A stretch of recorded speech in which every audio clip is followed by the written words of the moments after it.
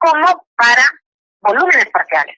Bien, la última ley con respecto a los gases es la famosa ley de Graham. La ley de Graham explica cuál debe ser o qué relación tiene la velocidad con la que se difunden los gases. Ojo, esto voy a colocar aquí, corresponde a la velocidad de difusión que tiene el gas a una determinada temperatura y a una determinada presión, la difusión. Graham describe que la velocidad con la que los gases se difunden, es inversamente proporcional a las masas molares. Entendemos de que si nosotros analizamos un mismo recipiente en la que el gas se difunde, ¿cierto? Y comparo con otro, ojo, a la misma temperatura y a la misma presión, se difunde con más rapidez aquel gas que tenga menor peso. O sea, el gas más liviano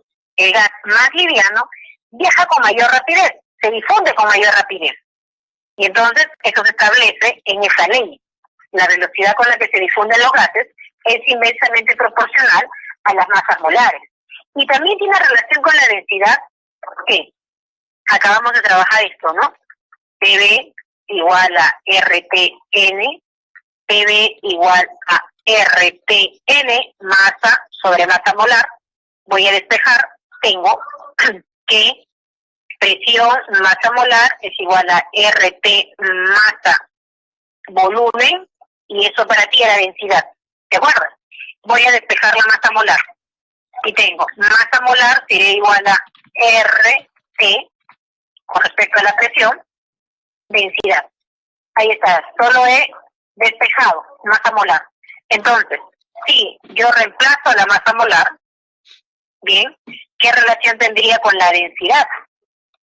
Si es que yo comparo a dos gases que se difunden a la misma temperatura y a la misma presión, la temperatura y la presión van a permanecer constantes en base a esta comparación. Entonces, si temperatura es constante y presión es constante, si albergan a esta gran constante, y hace de que la masa molar sea proporcional a la densidad.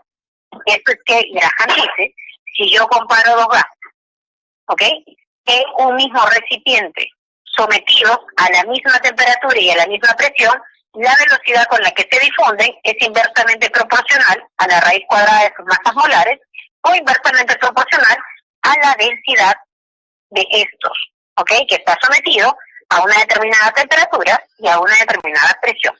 Esta es la famosa ley de Graham. Repito, velocidad de difusión. Viaja más rápido o tiene mayor velocidad el que tiene menos masa molar. ¿Ok?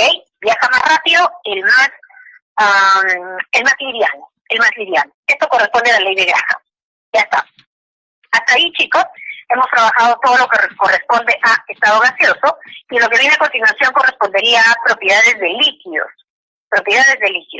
¿Ya? En el caso de las propiedades de líquidos, a diferencia de un gas, donde observamos pues que la fuerza de repulsión era mucho mayor con respecto a la de la atracción, y que hacía que las partículas se encuentren lo más separadas posibles, en el caso de los líquidos, ellos presentan una fuerza de atracción y una fuerza de repulsión, o lo de sus partículas, de la misma intensidad. Ojo, no quiere decir que se anulan, sino con la misma fuerza se atraen que con la que se repelen. Por eso este líquido adopta otro tipo de estructura, ¿cierto? Una forma variable y un volumen fijo. La forma dependerá del recipiente que lo contiene. Eso lo trabajamos en la semana número 2. Pero las propiedades de estos líquidos, sus propiedades, van a depender de la fuerza intermolecular de sus partículas, fuerzas intermoleculares. Y como aquí repaso un poco, semana 5, cuando hablábamos de fuerzas intermoleculares decíamos, ojo, existen la dispersión de London, dipolo-dipolo, puente hidrógeno. Voy a repasar un poco más. ¿Te acuerdas en qué tipo de molécula existe o existía fuerzas de tipo London? Recuerda que las moléculas podían ser polares, podían ser apolares. Ojo, estoy en la semana 5 repasando. ¿En qué tipo de moléculas se experimentaba las fuerzas de atracción? fuerza intermolecular, de tipo London. London. Recuerda, fuerzas de London. ¿Qué tipo de moléculas? ¿Polares? ¿Apolares? Muy bien, muy bien. No estabas mal, Grecia. De veras que existe la fuerza de London, existe en todo tipo de estructura, sea apolares o polares, pero predominan en moléculas apolares. Es decir, la dispersión de las estructuras es mucho mayor o es predominante en las moléculas apolares. Ahora sí, cuidado aquí. Y las dipolo-dipolo, ¿en qué tipo de moléculas yo puedo observar interacción dipolo? ¿Dónde? Muy bien, gracias, Grecia. Polares. Solo entre moléculas polares veo dipolo-dipolo. Y ahí cuéntame, la fuente de hidrógeno. ¿La fuente de hidrógeno dónde? ¿Dónde identifico de que exista entre las moléculas fuerzas de tipo puente hidrógeno? Muy bien, entre moléculas que también son polares, ¿ok? Que contengan hidrógeno en su estructura, además del flúor, oxígeno, nitrógeno, un parcito libre por ahí, para experimentar ese tipo de interacciones. Ojo, estoy repasando. Pues bien, estas propiedades de líquidos tienen tensión superficial, viscosidad, punto de ebullición y presión de vapor, dependen de la intensidad de fuerzas intermoleculares. ¿Cómo es eso? Recuerda que las fuerzas intermoleculares hacen de que las moléculas se mantengan unidas. Cuanto más intensidad haya, tanto de London, tanto dipolo-dipolo, o tal vez de puente hidrógeno, las moléculas se mantienen más unidas y las propiedades dependen de ellas. ¿Cómo es eso? Primera propiedad, ahí la tengo. Es la tensión superficial. La tensión superficial se representa así también, chicos. Tensión superficial. ¿Qué cosa es la tensión superficial para empezar? Aquí observamos una figura muy conocida, ¿no? Esta propiedad, la tensión superficial, explica por qué un objeto de muy poco peso, ¿cierto?, puede reposar en la interfase del líquido sin hundirse. Para reconocer eso, tengo lo siguiente. Voy a analizar a la partícula en el líquido en dos momentos, o en dos lugares, digamos así. Aquí voy a analizar a esta partícula que observas acá. Esta partícula se encuentra en el seno del líquido porque está rodeada por N del mismo tipo, en todas las direcciones. Entonces, dependiendo del tipo de partícula o molécula, yo digo, entre partícula y partícula hay una fuerza de atracción. ¿Qué fuerza de atracción será? Bueno, no sé, por dipolo, puente, London, la que tú quieras. Pero esta se atrae. Por aquí, se atrae con esta, se atrae con esta, se atrae con esta, y se atrae en toda dirección en las que tenga rodeada la propia molécula. Entonces, yo pregunto, si esta partícula se atrae con esta, se atrae con esta, se atrae con esta, en todas direcciones, con el mismo tipo de partícula, y yo quisiera calcular en determinado momento una fuerza neta, dime, ¿qué fuerza neta contiene esta partícula? Que es fuertemente atraída del mismo tipo por todas las direcciones. Suma las fuerzas, por favor. Suma las fuerzas. ¿Cuánto me da? Si yo quisiera en algún momento determinar esta sumatoria. ¿Cuánto me da? 0. Muy bien, 0. ¿Y qué significa que la fuerza neta se ve 0?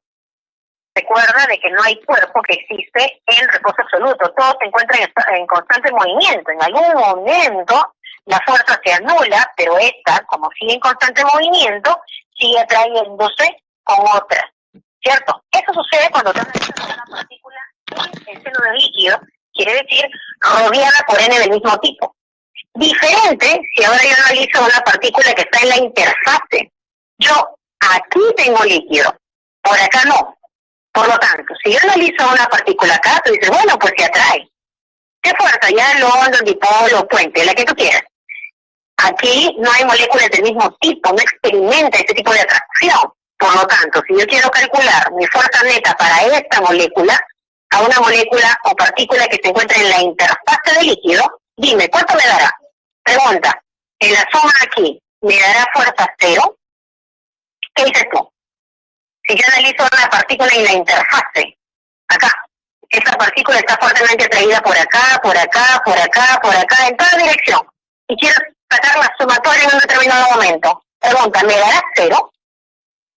¿Me da 0 esa suma de fuercitas? No, no me da. ¿Cuánto me dará? no sé, pero no me da cero. Eso quiere decir que esta sumatoria hace de que entre partícula y partícula hay una fuerza resultante que se considera aquella que mantiene unida a las partículas de esta. Cuanto más intensa sea la fuerza intermolecular, más fuerte estarán unidas las partículas cuando se evalúan en la interfase.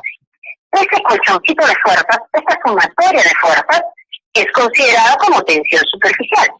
Entonces, recuerda aquí, cada vez que el líquido, tú observas qué tipo de interacciones presenta, tiene alta fuerza intermolecular, es porque además presenta alta tensión superficial. Ahora, ¿qué sucede si nosotros calentamos el líquido? Si calentamos el líquido, si aumentamos la temperatura, ¿qué ocurre? Si tú aumentas la temperatura, dime, ¿qué le estás entregando? Estoy entregando calorcito al líquido, pero además, ¿qué le estoy dando a las partículas cada vez que la temperatura va aumentando? El líquido se calienta, pero dar energía es sinónimo de dar mayor desorden, ¿cierto? Lo que estamos haciendo es aumentando la energía cinética de las partículas. Si tú aumentas la temperatura, ojo, aumento la energía cinética de las partículas. Por lo tanto, dime qué pasa con las fuercitas. Esas fuerzas que mantenían unidas a las partículas. Fuertemente unidas, ahí estaban. Ahora le doy temperatura. Estas tienen mayor energía cinética, tienen mayor movimiento, por lo tanto las partículas tienen mayor movimiento, más caótico, y estas fuerzas intermoleculares, que eran muy intensas inicialmente, ¿cierto? ¿Qué le sucede a medida que la temperatura aumenta? ¿Qué le sucede? Muy bien, Elena. Se digitan, se dispersan, las partículas se dispersan, por lo tanto las fuercitas se van rompiendo. Disminuye la fuerza intermolecular a medida que la temperatura aumenta. Si es que disminuye la fuerza con la que las partículas se atraen o se mantienen juntitas, pues la tensión superficial disminuye. Explicación sencilla de que por qué un insecto, ¿cierto?, de muy poco pesito, puede reposar en la interfase del líquido agua fría. Pero a ver, yo te pregunto si habrás visto el mismo fenómeno en agua caliente. En agua calentita y viene el mosquito, se para y luego se va. ¿Has observado eso? ¿Qué sucede? Recuerda, la temperatura aumenta, la fuerza intermolecular disminuye, por lo tanto la tensión superficial baja. Y es por eso de que el mosquito o el insecto solo puede reposar a condiciones ambientales, más no cuando la temperatura es alta. ¿Estamos? Primera propiedad, tensión superficial. Segunda propiedad, tenemos la viscosidad. La viscosidad también se representa así, esto también es viscosidad, ¿ok? Y se entiende como viscosidad a la resistencia o resistencia que presenta un líquido para fluir fácilmente. Y entonces, si el líquido tiene alta fuerza intermolecular, si está fuertemente unido a las partículas, bien, pregunta, ¿será fácil o difícil de que ellas fluyan? Partículas fuertemente unidas, si la fuerza intermolecular que las pones alta, es intensa, dime, ¿será fácil de que ellos fluyan o difícil? Viscosidad, resistencia a fluir. Cuanto más fuerte o de manera más intensa estén unidos las partículas, ¿cierto? Estos presentan mayor resistencia a fluir, por lo tanto presentan mayor viscosidad. Ahí está, presentan mayor viscosidad. Pero ¿qué sucede? ¿Qué sucede si aumentamos la temperatura? Otra vez, tú dices, profe, si aumento la temperatura le estoy dando energía a la molécula, se mueve con mayor facilidad, y entonces se empiezan a romper esas fuercitas intermoleculares. Y es así que el líquido se vuelve menos viscoso porque presenta menos resistencia a fluir. Bien, entonces líquidos viscosos a temperatura alta, su viscosidad disminuye. Ya está. Segunda propiedad. Tercera propiedad. Hablamos de la presión de vapor. Cuando tenemos esta propiedad, indicamos lo siguiente, y te lo voy a explicar de esta manera. ¿Ok? Tengo aquí un recipiente y aquí tengo agüita. Ojo, acá en el recipiente yo tengo agua en estado líquido. ¿Bien? Pero también tengo agüita por acá. ¿Cierto? Tengo agua aquí en menor proporción en fase vapor. A condiciones ambientales, yo tengo el agua más en estado líquido que en fase vapor. Entonces, como el líquido tiene alta fuerza intermolecular, hay muchas moléculas fuertemente unidas formando parte de este líquido, ¿cierto? La cantidad de vapor que se encuentra es pequeñita. Por lo tanto, si hay poquito vapor, la presión que él ejerce sobre el líquido también es pequeña. Pero ¿qué sucede? Si yo aumento la temperatura, ya sabemos, aumento la energía cinética, las fuercitas se debilitan y a medida que yo aumento la temperatura, cada vez hay más partículas que pasan de estado líquido a fase vapor. Cada vez habrá más vapor. Y si ahora hay más vapor, ¿cómo será la presión que ahora el vapor, que es más, ¿cierto?, ejerce sobre el líquido? ¿Cómo será? Mucho mayor. Bien, entonces ten cuidado aquí. Si la fuerza intermolecular es alta, el líquido está fuertemente unido. Poquito vapor. Bien, la presión que ejerce ese vapor será pequeña también. Si yo aumento la temperatura, cada vez hay más partículas de estado líquido que pasan a fase vapor, y si hay cada vez más vapor, la presión que éste ejerce sobre el líquido será mayor. Esa es la presión de vapor. Bien, la presión que el vapor ejerce sobre el líquido. Ahora, última propiedad. No, y también la llamo PV, nada más. Presión de vapor. Y la última propiedad importantísima que identifica a las sustancias es el punto de ebullición. ¿Bien? Que también se le llama temperatura de ebullición. Temperatura de ebullición o punto de ebullición, lo conozcamos así. ¿Y cuándo se logra esto? Los líquidos se ebullen cuando, por aquí, por ejemplo, a condiciones ambientales yo tengo agüita, ¿cierto? Las partículas del agua están fuertemente unidas. En el caso del agua es muy especial, muchachos, porque el agua es una molécula polar, tú lo sabes, y al ser polar, esta presenta dipolo-dipolo, presenta London como todos, London, y presenta puente hidrógeno. Presenta London, como todas, presenta dipolo-dipolo, y presenta puente hidrógeno. Quiere decir entonces que las partículas del agua están fuertemente unidas, fuertemente unidas. Bien, hasta aquí entonces tengo que si el líquido tiene alta fuerza intermolecular, su punto de ebullición también será alto. Repito, si están fuertemente unidas, se requiere mucho más energía para romper esa fuerza y una partícula en estado líquido pase a estado gaseoso. El momento en que la presión interna del líquido se iguala a la presión externa a medida que la temperatura va aumentando, una partícula de estado líquido pasa a fase vapor.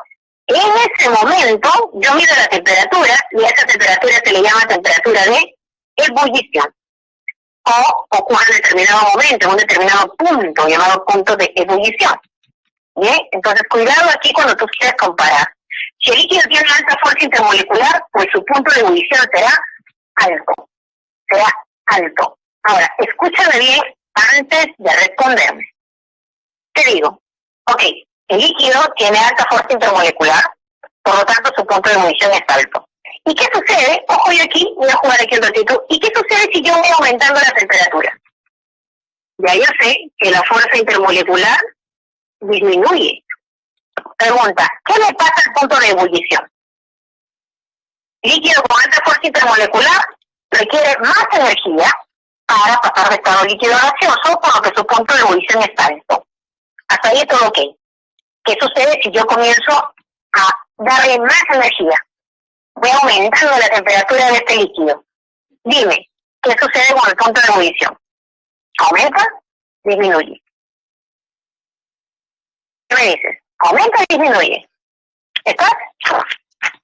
¿Aumenta o disminuye? ¿Qué pasa? Si aumenta la temperatura, la fuerza intermolecular se va rompiendo, cada vez partículas en estado líquido pasan a estado gaseoso. Dime, ¿qué sucede con su punto de ebullición? ¿Qué sucede con su punto de ebullición? ¿A qué? ¿Disminuye? Sí, así es. Disminuye, ¿qué dice el resto? ¿Le hacemos caso a Grecia? Aumenta la temperatura, se rompe la fuerza, ¿y qué pasa con el punto de ebullición? ¿Qué pasa? ¿Aumenta? A ver, te explico. Ni disminuye ni aumenta. ¿Qué ocurre? Mira, te agarré por acá. Mira. Punto de ebullición del agua. Dime, ¿cuánto es el punto de ebullición del agua? ¿Cuánto es la temperatura de ebullición del agua? No, claro, no pasa nada, ¿no? Ahora vamos a explicar. Punto de ebullición del agua, Nayeli. Muy bien, sí. Entonces tú me dices, ok, al nivel del mar, a una presión de una atmósfera, la temperatura de ebullición del agua es 100. Perfecto. Muy bien. Aquí está la agüita. Tú sabes que es 100, ¿ah? Ahora, yo empiezo a calentar. Voy aumentando la temperatura del líquido. Se rompen las fuerzas. Y lo que tú me estás diciendo con la respuesta esta es que, profe, si yo aumento la temperatura, mira, yo sé que hierve a 100. Si yo aumento la temperatura, ya el líquido está en 20, en 30, está aumentando la temperatura, entonces ya no va a hervir a 100. Y a menos, a 80, 70. Eso es lo que tú me estás diciendo, respondiendo me disminuye. Si por ahí me respondieron aumenta, está pensando la siguiente, profe, yo sé que la temperatura de ebullición del agua es 100. Pero si yo empiezo a calentar el agua ya me huye 100, profe. Huye a 110, 120, 130. ¿Será correcto lo que te acabo de mencionar? ¿Será correcto? Claro que no. Entonces tú dirás, profe, pero hace rato sí jugamos con la temperatura. ¿Por qué ahora no podemos jugar con la temperatura? Porque el punto de ebullición es una temperatura. Entonces tú no puedes jugar temperatura con temperatura. No puedo jugar temperatura con otro parámetro. Lo que puedo decir entonces es, yo sé que la temperatura de ebullición del agua es 100. Si la temperatura del líquido va aumentando, ok, se van rompiendo las fuerzas intermoleculares y el líquido se va acercando al punto de ebullición. Se va acercando al punto de ebullición, se va acercando a su temperatura de ebullición. Ok, cuidado ahí. Te he hecho esa pregunta para que a propósito puedas analizar. No siempre de manera mecánica. Cuidado. Ok. Listo, de verdad que yo me conformo con que tú te sepas esta línea. La línea que viene a continuación para cerrar todo lo que aparece de propiedades líquidos. Te dan un líquido. De acuerdo a su estructura, de acuerdo a su composición, tú vas a identificar qué tipo de fuerza intermolecular presenta. Y me dirás, profe, es dipolo-dipolo, London, puente hidrógeno, no sé. Y entonces, si yo quiero comparar un líquido frente a otro, digo lo siguiente.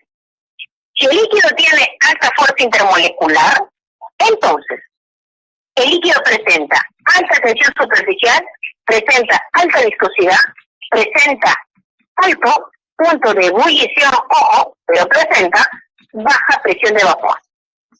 Ahora, sí, yo aumento la temperatura, ya tú sabes el cuento, ¿no? Aumento energía cinética, por lo tanto, disminuye la fuerza intermolecular. Entonces, disminuye la tensión superficial, disminuye la viscosidad y aumenta la presión de vapor. No juego con el punto de ebullición. Bien, porque él es constante, solo depende de la presión en la que se encuentre. Si tú repasas y analizas bien esta línea, puedes contestar cualquier cosa de estado líquido, como la vamos a trabajar en la última pregunta de la separata. ¿Bien? Listo, con esto entonces acabamos la parte teórica y ahora sí, a resolver estos ejercicios teniendo mucho cuidado con lo que se te pide para marcar correctamente. Bien, empezamos entonces, muchachos. Ahí está. Ejercicios de clase. A ver, ¿cómo estarás? ¿Habrás tenido tiempo un poquito de repasar? ¿No? Si no, complementamos. Vamos. Con respecto al estado gaseoso, parte teórica, se establece o se explica el comportamiento de los gases en base a la teoría cinética molecular. Perfecto. Dice, las fuerzas de atracción entre moléculas se consideran nulas. Muy bien. Se consideran nulas. No quiere decir que no existan. Si son despreciables o se consideran nulas, esto es correcto. El choque entre las moléculas son elásticos. ¿Qué dices tú? Cuando un choque es denominado elástico, te comenté. Cuando el choque es denominado elástico, dime. Bueno, a ver, los choques o las interacciones, claro, chocan entre ellas y también pueden chocar contra el recipiente. Cuando chocan contra ellas, o entre ellas, la palabra mejor, son elásticos, quiere decir que, como él les comenta, mantienen su energía. Correcto. El volumen de las moléculas es despreciable comparado al volumen total del gas. Correcto. Si yo tengo aquí un recipiente, ¿cierto? El gas, ahí está, dispersado. Este volumen es pequeñito, pequeñito comparado con todo lo que puede ocupar la masa gaseosa. Correcto. Último, la presión de un gas se debe a los choques intermoleculares. ¿Qué dice? la presión de un gas se debe a los choques entre las moléculas, y digo, no, eso no es correcto. La presión del gas se origina cuando hay un choque con el recipiente, ¿cierto? Con la pared del recipiente. Así se genera la presión. Por lo tanto, esto es falso. Y la clave incorrecta entonces era la D. ¿Bien? La D. Teoría, entonces, para repasar un poquito la teoría cinética molecular, a ver si así se aclara lo que Sandra nos pedía inicialmente. ¿Bien? Primera pregunta, vamos. Pregunta número 2. ¿Qué me están pidiendo? Para poder determinar la presión de un gas en un recipiente, un estudiante de físico-química, ¿cierto?, tiene que calcular este valor, la presión del gas. Bien, entonces hasta ahí tú dices, la presión del gas la podría calcular en función a el tipo de sistema en la que este se encuentra. Y aquí el sistema es abierto. Si el sistema es abierto, el gas presenta una presión que es igual a la presión que el líquido ejerce, de acuerdo a la altura, ejerce sobre el gas, ahí está, más la presión externa. A esa presión externa, ¿cierto?, se le denomina presión barométrica o también le podemos llamar presión atmosférica. Y ya está. Solo tenía que darme cuenta si el sistema era abierto. Si era cerrado, era igual a la presión que depende de la altura, directamente. Entonces, reemplazo, chicos. La presión del gas es igual. Aquí la altura corresponde a 390 mililitros. Como el líquido en el manómetro es milímetros de mercurio, aquí entonces la presión será 390 milímetros de mercurio. La presión externa o barométrica es 750 milímetros de mercurio. Entonces calcula, por favor. La presión del gas correspondería a 1140 milímetros de mercurio, y hasta ahí tengo una respuesta. Además, me piden que esa presión esté expresado en atmósfera. Por lo tanto, convierto rapidito, como quien practica, recordar que una atmósfera equivale a 770 milímetros de mercurio, y se va, y al cálculo de esto te sale 1,5 atmósferas. O sea, tu respuesta es la A. Pregunta 2, clave A. 2, clave A. Sigo. Pregunta 3. ¿Qué ocurre aquí? Dice, los procesos de expansión y compresión de los gases son usados en la generación de energía. En un cierto proceso industrial se tiene un gas propano, ¿ok?, a 27 grados Celsius. Bien, temperatura inicial, 27 grados Celsius. Inmediatamente lo voy a pasar a Kelvin, no voy a esperar. Y tengo que la temperatura inicial es 300 Kelvin. Ya, sigo ahora. Contenido en un recipiente que tiene un pistón a 15 centímetros de la base del cilindro. A 15 centímetros de la base del cilindro. Ok. Vamos aquí, en función a eso yo puedo determinar el volumen, ¿no? El volumen es la altura por la base. O sea, sería 15 unidades centímetros. Centímetros por la unidad que trae el área. Bien, ¿qué nos dice? Y luego se calienta, o sea, tengo otra temperatura, hasta 127, esa es la temperatura final. Rápidamente le sumo 273, y aquí tengo que la temperatura final sería a 400, ¿no? 400 Kelvin. Ya está. Dice, a presión constante, ojo, a presión constante. Inmediatamente digo, estoy frente a un proceso de tipo isobárico. Bien. Ojo que aquí, si la presión es constante, lo que también está variando es el volumen. Porque ahora el pistón, ¿cierto?, cambia de altura. Antes era 15 y habrá cambiado un X. Ojo la pregunta. Determina el incremento de la altura en centímetros, o sea, es X lo que me están pidiendo. El volumen aquí será la altura total, lo que tenía más lo que incrementó por su área. Ya está. El resto acabó, chicos. Como es un proceso de tipo isobárico, ¿cierto? Si el proceso es de tipo isobárico, entonces aquí se cumple que el volumen entre la temperatura debe ser constante. Volumen entre la temperatura es constante. Y entonces tengo volumen inicial, 15A, ahí está, temperatura inicial, 300 Kelvin, volumen final, 15 más X por A, ahí está, temperatura final, 400 Kelvin. El A se va, Kelvin también, y así obtenemos X. ¿Cuánto sale X? ¿Alguien lo ha calculado, chicos? ¿Cuánto sale X? X sale 20.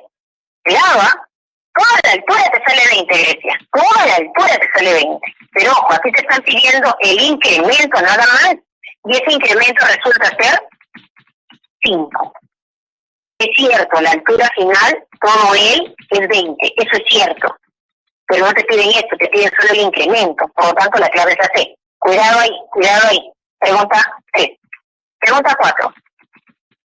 Dice, las leyes empíricas de los gases cereales se establecieron mediante una serie de experimentos, ¿cierto? Manteniendo la masa, o sea, la masa constante, y una variable de estado.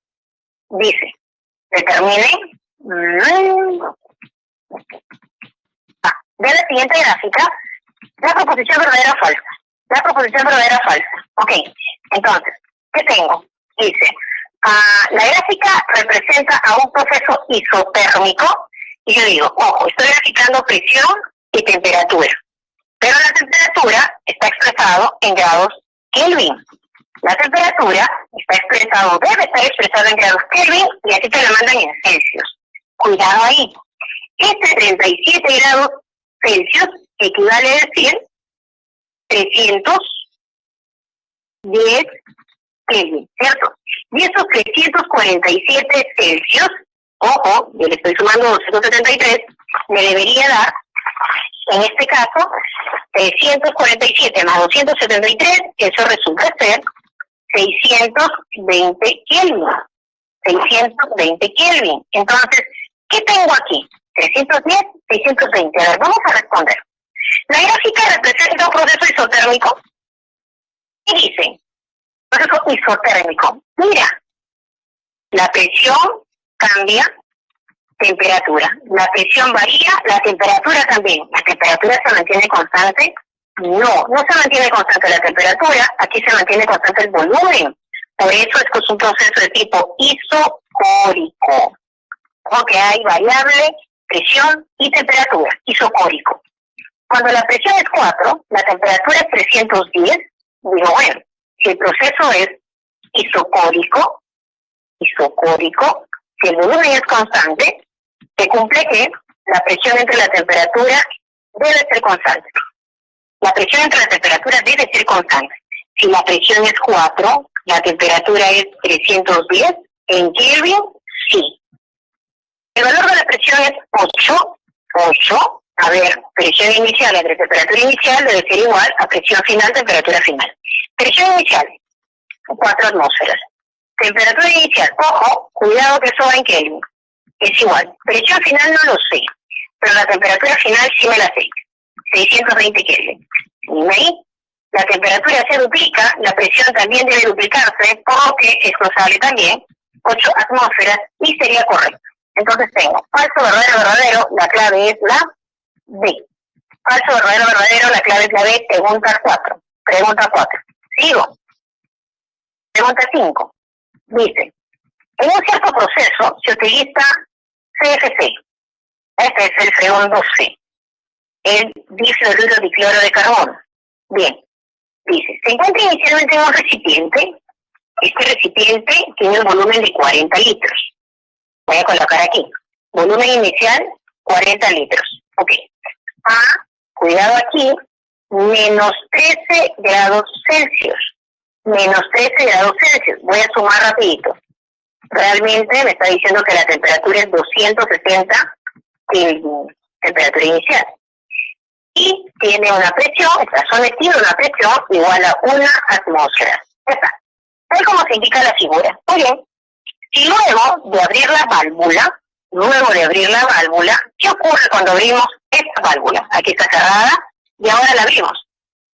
Todo este gas comienza a difundirse y ocupa ahora un mayor volumen. ¿Cuál es el volumen que ahora ocupa? Dice, expande hacia un recipiente vacío de 20 litros.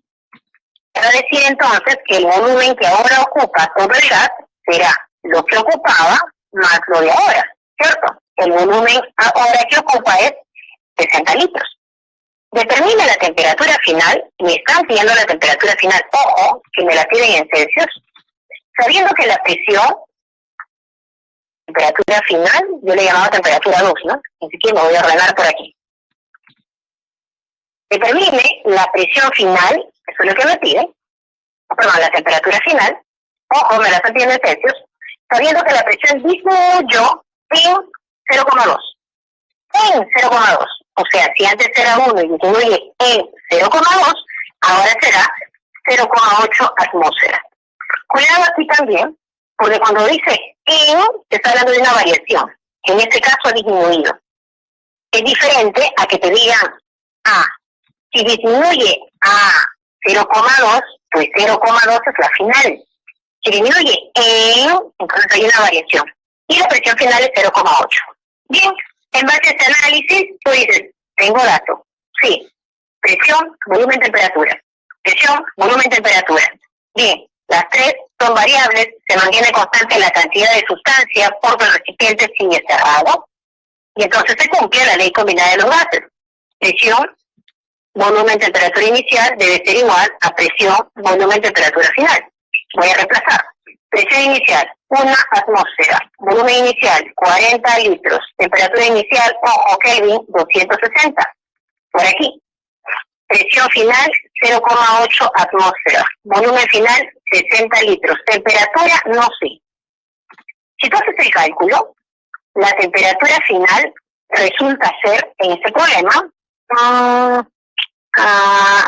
312 Kelvin. Calcula, por favor, es tu matemática. 312 sale, pero ojo, esa no es la respuesta. Te lo piden en Celsius. Y entonces, ¿qué tienes que hacer? Bueno, si esto es Kelvin, voy a sacar los Celsius más 273.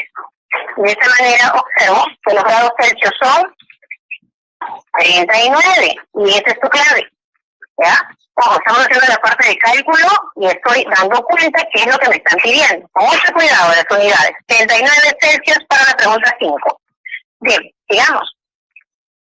Pregunta 6. Dice, se desea conocer la identidad de una sustancia, para lo cual se confina 23 gramos de dicho gas. Pues tengo la masa de ese gas X que no sé, 23 gramos, masa de X voy a colocar, en un recipiente rígido. ¿Qué significa recipiente rígido, chicos? El volumen es 8,2 litros. ¿Qué significa recipiente rígido? Hay algo que debo tener en cuenta si dice recipiente rígido. ¿Recuerdan? Se entiende con el recipiente rígido cuando el volumen de este recipiente no se altera. ¿Ok? Si es que en un proceso de tipo isocórico, donde tú sabes que el volumen es constante, puede que tan solo diga de que la sustancia, ¿sí?, se mantiene en un recipiente rígido. No, el envase toma la forma de líquido. Estamos en gas en Grecia, cuidado. El gas siempre va a ocupar todo el volumen del recipiente, independientemente de la forma que tenga el recipiente. Se dice rígido cuando el volumen del recipiente, es decir, el volumen del gas, no varía. ¿Sí? No varía. Cuando hablas de rígido, también entendemos que es un proceso tipo isocórico cuando observas etapas en el proceso. En este caso, no hay nadie que ha variado, porque solo me están preguntando qué cosa. Identifique la identidad del gas. ¿Quién es ese gas? Entonces, tengo masa, tengo volumen, tengo temperatura, tengo presión, solo estoy dando los parámetros del gas, no hay ningún cambio, por lo tanto, directo calculo o utilizo PV, R, T, N. P, B, R, T, N. Masa con respecto a masa molar. Voy a despejar y tengo que la masa molar es igual a RT, su masa, entre presión volumen. Ya está. Química hasta ahí, chicos, acabado. Lo que viene a continuación es tu parte matemática, ¿cierto? Entonces aquí rapidito lo hago para que tú solo corrobores. Pero acá en la parte matemática no tengo mucho que explicar.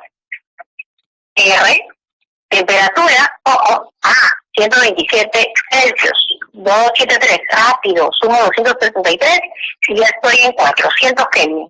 Por aquí, 400 Kelvin. La masa, la masa dice que es 23.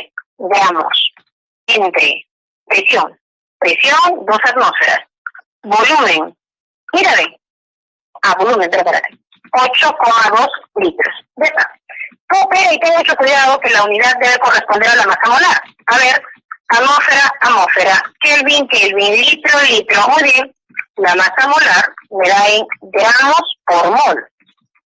Gramos por mol, que es así como se expresa. Y el resto es tuyo, ¿no? El resto es tuyo. Creo que ya se fue por ahí, el 8,2 ya se fue. Bien, eso me sale 46. Cálculo, la clave clave. ¿Ya? La clave clave. Ojo que mi trabajo terminó aquí. Nada más. El resto es tu matemática, así que por ahí te pido, por favor, trabajes tú.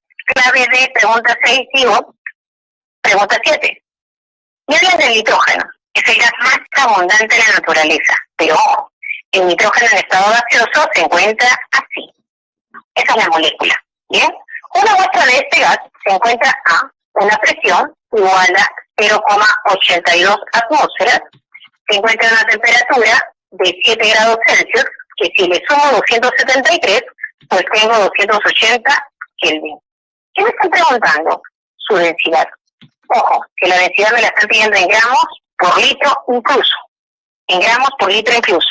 De acuerdo a lo que hemos trabajado anteriormente, teníamos que la densidad podía ser calculada como la presión por masa molar entre presión masa molar entre RT. Esa es la ecuación que tú debes de utilizar. Ojo, cuidado con tu matemática, repito. Densidad es igual. Presión, 0,82 atmósferas. Masa molar. Cuidado con la masa molar porque el gas es N2. Como el gas es N2, su masa molar es 20 gramos por mol. Ojo, la masa relativa o el peso atómico del nitrógeno es 14, tu molécula tiene 2, por lo tanto es 28. Cuidado ahí, 28. Entre 0,082 atmósferas por litro mol Kelvin, que es el valor de R, que es el que tú tienes acá, por la temperatura, que en este caso sería 280 Kelvin. Ya está. A ver, mis unidades. Tengo cuidado con las unidades. Ojo, atmósfera se fue. Kelvin también, las moles también. Mira, tienes gramo por litro. Gramo por litro. Directamente me está saliendo en este caso la densidad que vendría a salir 1 gramo por litro. En este caso, la clave es la B. Cuidado que me pidan en otras unidades, ¿ya? Entonces siempre colocar ahí, tú mismo ver que se vayan para que te des cuenta qué cosas salen. 5, clave B. Continúo.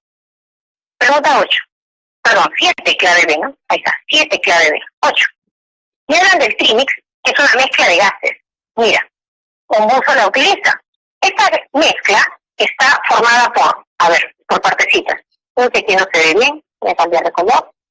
Masa del helio es 140 gramos. Luego tengo la masa del oxígeno, es 32. La masa molar, ¿no? Así. La masa del oxígeno es igual a ver, 160, dice. 160 gramos. Y la masa de nitrógeno es igual a 280 gramos. Solo que me dan. Esto forma parte de mi escrita. Ya, dicen. Y la presión total que se ejerce en esta mezcla es de 10 atmósferas. Ya, ¿qué me piden? Determine la presión parcial del oxígeno y la del nitrógeno. Oxígeno y nitrógeno, me dices. Muy bien. Y entonces tú dices, bueno, yo quiero cantidad de sustancia.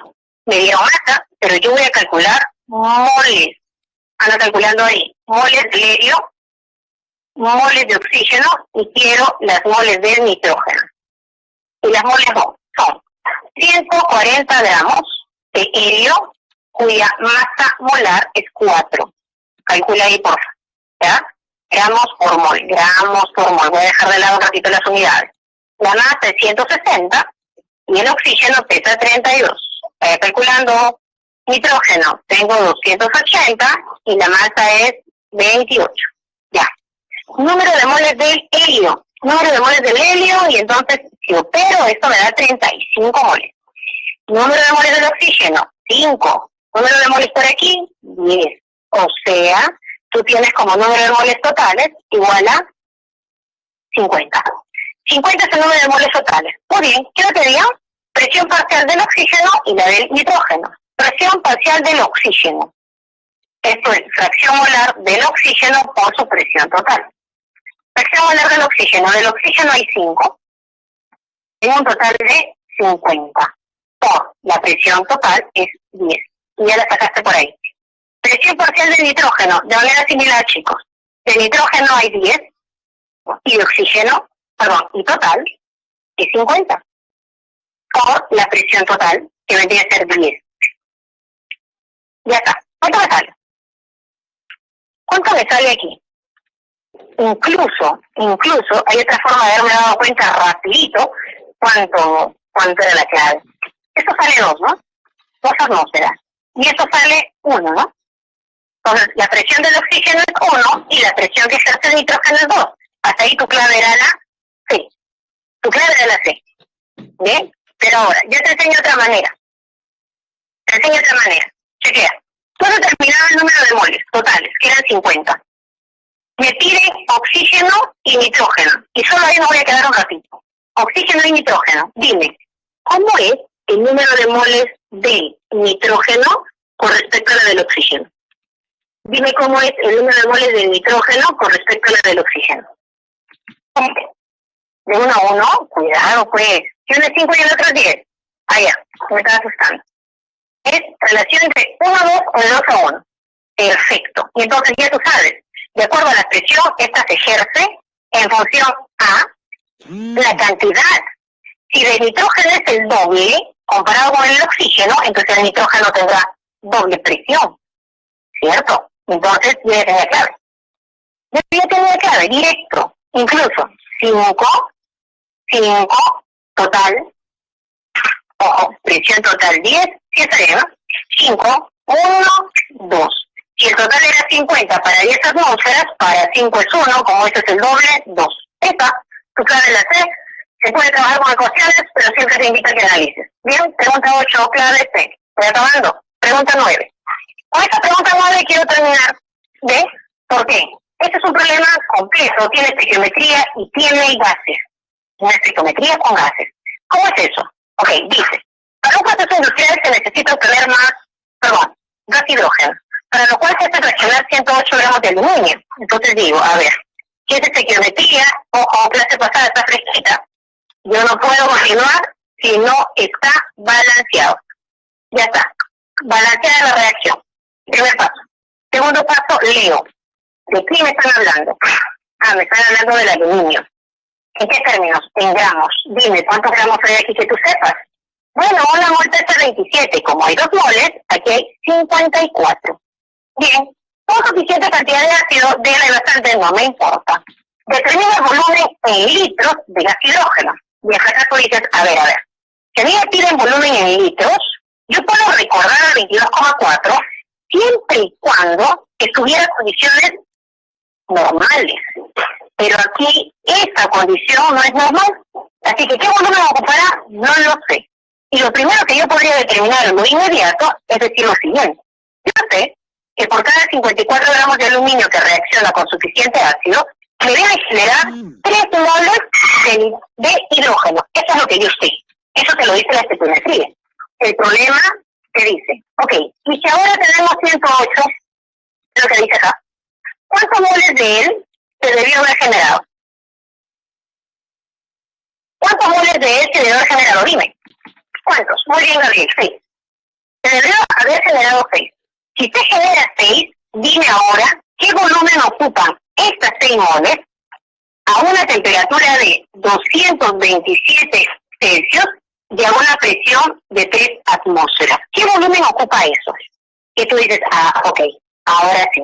Si yo tengo, a ver aquí, si yo tengo un número de moles, tengo temperatura y tengo presión, sí, puedo calcular el volumen. ¿Qué voy a hacer? Voy a utilizar PV, RPM. Reemplazas la presión de 3 atmósferas, el volumen no lo sé, ahí eso es lo que necesito. El R, 0,082 atmósferas por litro, mol, Kelvin.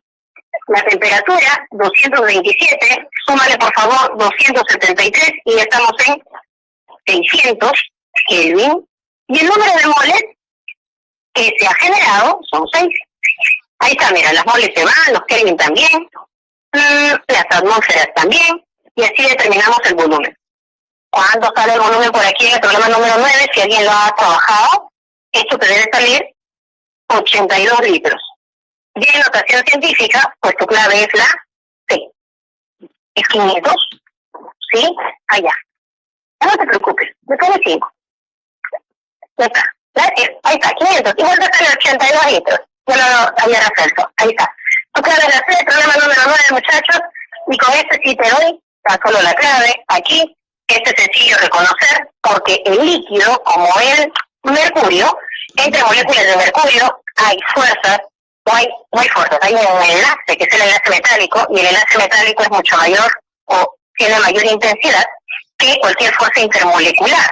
Por eso es que la temperatura de ebullición de él es mucho mayor. Y tu clave sería la D. Bien, acá tienes propuestos. Ojo, en el caso de los propuestos, por favor, corrige en tu separata. Creo que no ha colocado bien la clave del segundo problema. Debe ser la C. Por favor, corriges ahí.